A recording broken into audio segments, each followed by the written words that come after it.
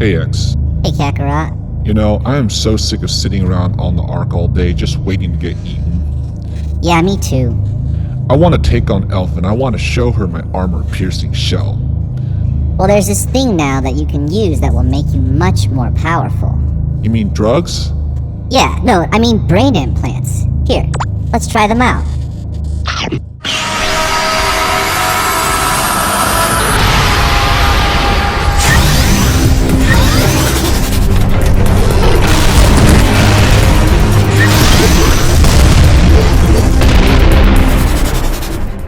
What's up guys, it's Uberox. With the release of the new brain plugins, I wanted to find out which commanders who currently aren't in the meta could use a fourth skill to become OP. So today, I'm going to show you what I found. Let's get it. First off, we have the Kakarot that you saw in the intro. Basically, I gave him the best offense because he has a skill, which is his freeze armor, which boosts his defense. So when he does his freeze armor plus his best offense skill, he does a lot of damage. So when he procs his skill, he's doing 400 to 500 million damage with the tier 11. And without it, he's only doing about 100 to 150. So it's increasing his damage by about 3 times. That's quite a lot. We do have Kakarot awakened, and the reason is because Kakarot, he's a D commander, so he's extremely easy to awaken.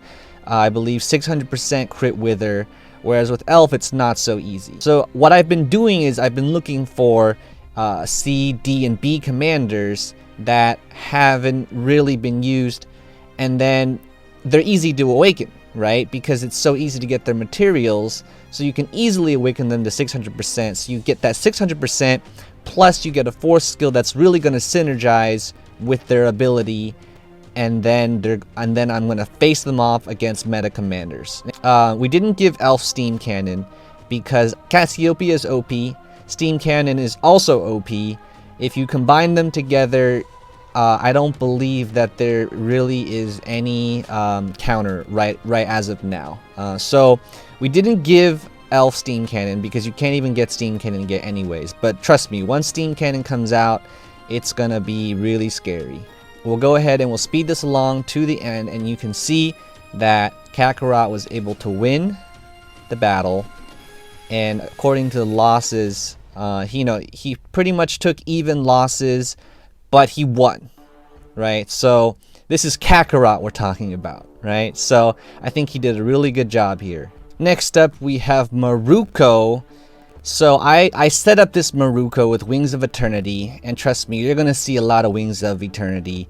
And so I chose Maruko because he has Napalm Bomb, which basically it's like a curse, right? So you don't have to hit your target, and with Wings of Eternity, if you use Wings of Eternity, you have that chance to trigger Napalm Bomb every single time. So it doesn't really matter the damage of Wings of Eternity. You can be level 1 and it doesn't matter. He also has Sneak Attack, which also is not affected by the damage of Wings of Eternity. So you can use Sneak Attack and just keep going and keep hitting with it. The problem with Sneak Attack, of course, is that it's not a guaranteed hit. So I did have to change up my Maruko's build a little bit, give him some accuracy so he could actually hit something. Luckily, even if he doesn't hit, Napalm Bomb does not need to hit since it's a spell. So even if you're not hitting, it's kind of like Elf, where you are able to just go ahead and Napalm Bomb someone to death, which is great, it's hilarious because if you kill them with Napalm Bomb, then since Napalm Bomb triggers on the opponent's turn, you immediately get to go again. Whereas in a case where you kill someone with normal damage, then their next slot will get a first hit. And so you can see Maruko is really killing it right here. And this is against the Uberian with Wings of Eternity. And this guy is no slouch, right? Right now, Uberian with Wings of Eternity, if you've been keeping your eye on the meta, he is very powerful, right? Because every single time he hits, he's able to trigger the rebound, he's able to trigger tear space, it's really scary dealing with him. However, I do have Maruko awakened and Huberian is not awakened, simply because it's so easy to awaken Maruko. So he is awakened right now. But that is one of the advantages of using a C-com or a D-com. So you can see Maruko just stacking up those napalm bombs. He also has Gemini for those guaranteed hits, because Gemini is not affected by Wings of Eternity.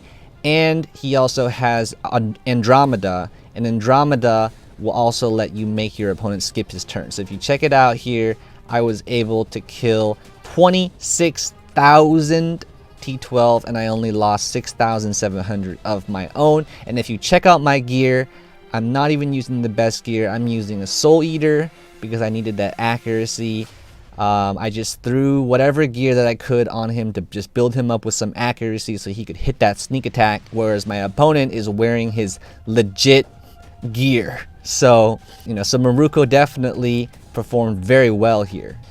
Now, in this second Maruko replay, we decided just to try it against tier 2 to see how it would go. And in this one, Maruko gets to go first, and we awakened Vega with 600% dodge, because that's, since Vega is a B commander, he's easy to awaken. So both of us are awakened right now, but you can see that you don't even need to hit. You just rely on the napalm bomb, and you can deal a lot of damage. Wow, so that slot just got one-shotted because the Wings of Eternity was able to stack up enough napalm bombs.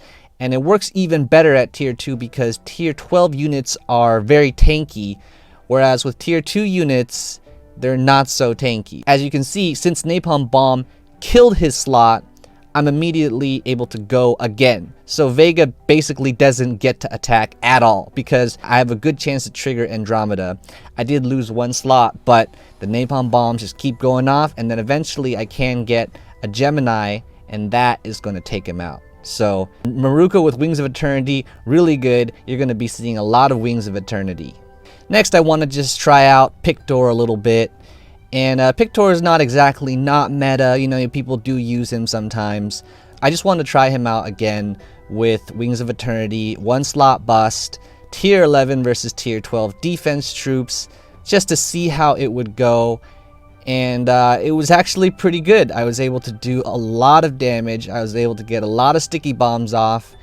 And we've seen this before. This is not exactly new. I showed it in the last video, but I just want to show it again. With Pictor, you can 1 slot bust, and even if you lose, you can still take out a lot of troops. So I killed about 1,000 tier 12. I didn't lose a single troop.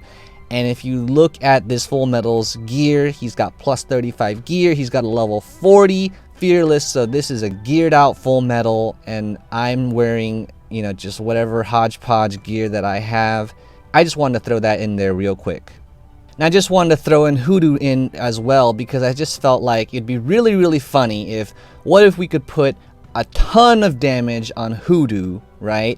Use Wings of Eternity, because he also has Chain Blast, which is similar to Pictor. Deal so much damage to 1 slot that we kill it, trigger Death Rattle, and then that puts us at a big advantage. One of the things about Hoodoo is that he's a win more commander, where if you're already winning, he's gonna be able to win more. But if you're losing, then you don't get to trigger Death Rattle at all. But here, you get to see I triggered the Death Rattle because I've triggered so many Wings of Eternity and so much damage. I was able to take this guy out.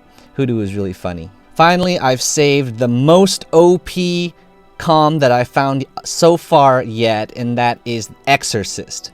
And the reason is because Exorcist has a skill called Exercise Once, where if she doesn't kill the slot, she gains 60% defense. Every single time you trigger Wings of Eternity, you will trigger your 60% defense. By the end of the match, you could gain over 1,000 defense. And not only that, but she also has a curse, which is the Demon Seal. So even if you're not hitting, you still have a chance to deal damage because you can curse the enemy.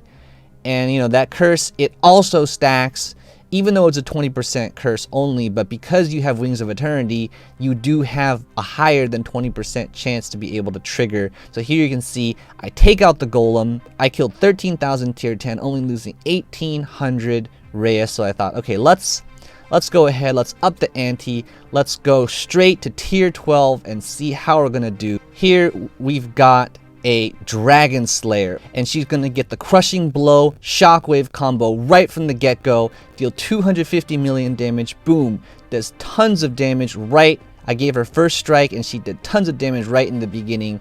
So that is basically as big of an advantage as you can give Dragon Slayer.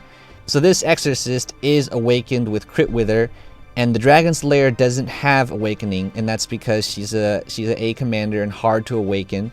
But you know, it's tier 12 and this is tier 10. So you can see with the very first strike with the Crushing Blow Shockwave, she's gonna do 250 million damage.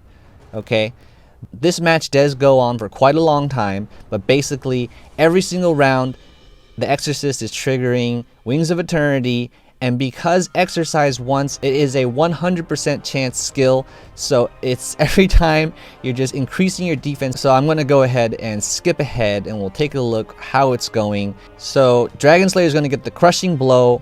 It only does, I think, 20 million, 28 million damage there. So the damage has been reduced by 90%, which is incredible. The Exorcist has basically increased her defense to absurd levels, right?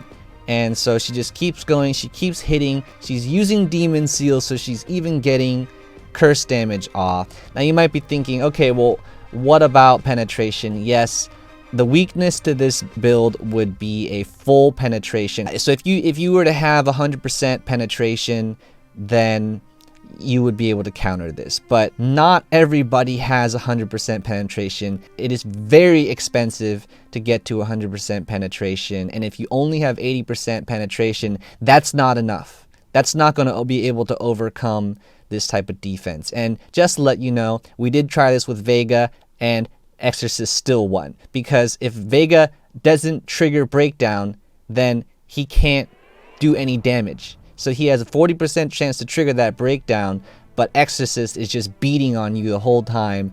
And so we did try it with Vega. Vega still lost, so we decided to go straight to the Dragon Slayer, tier 12. So as you can see here, in the end, the Exorcist was able to win, and she only lost one slot. That is just insane. If it wasn't so expensive to switch over your comm and awaken him to 600%, I would love to just switch over to Exorcist right now and go into GB and just start trolling people. I think people would be amazed by the Exorcist. It would just be hilarious. Honestly, you guys should just go ahead and try it out. Try it out for yourself. See how it goes. Let me know. If you liked my content, go ahead and leave me a comment. If you found some other OP combinations, then go ahead and let me know. And if you liked what you see, also leave me a comment, give me a like, and I'll be able to make more of these videos in the future.